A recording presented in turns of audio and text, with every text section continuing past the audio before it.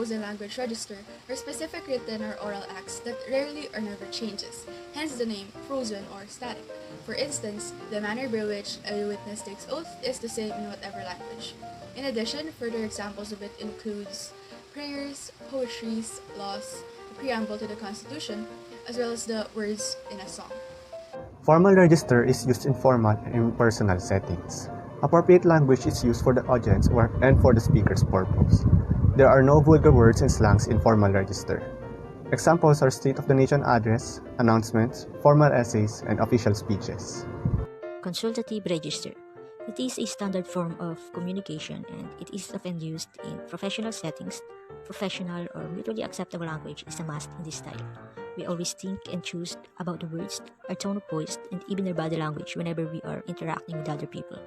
Some examples of consultative register are communication between a doctor and a patient, teachers and students, employers and employees, lawyer and a client, or judge and a lawyer. A casual register is used in informal settings like conversing with friends or engaging in small talk. It is probably the one you think of when you consider how you talk with other people, often in a group setting. And since this is a group language and depending on the group, the use of slang, colloquialism, and even vulgarities are natural in this register. Examples include talking with friends or teammates, chats and emails, blogs, and personal letter to a friend. Intimate register is the language used by lovers and is often used in sexual harassment. It is the most intimate form of language and is best avoided in public and professional situations.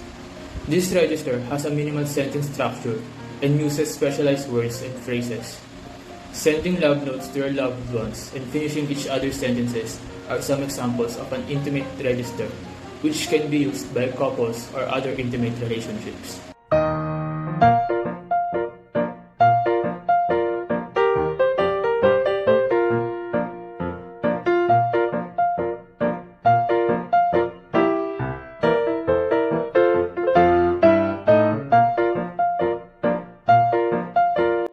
Formal language register is used for professional writings and letters. It is written without emotion and not for a specific person. It is the most difficult type of writing because there are rules, unlike the informal language register. There are do's and don'ts in formal writing.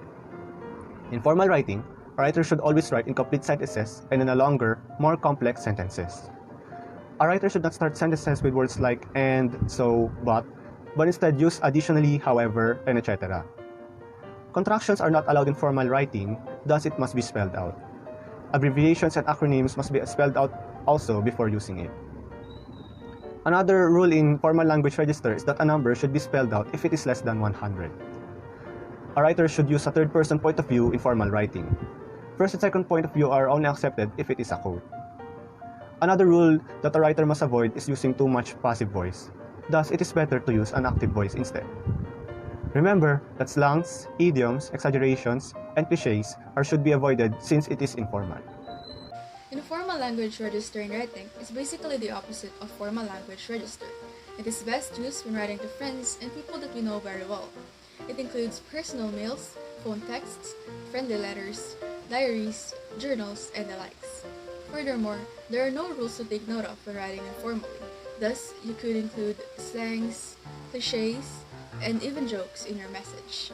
A neutral register is the type of language which would not be requiring any emotions or expressions, for it is a kind of register that is non-emotional and sticks to facts. Neutral writing is not necessarily formal or informal, and also not usually positive or negative. Reviews, articles, letters, essays, and technical writing are some examples of a neutral language register.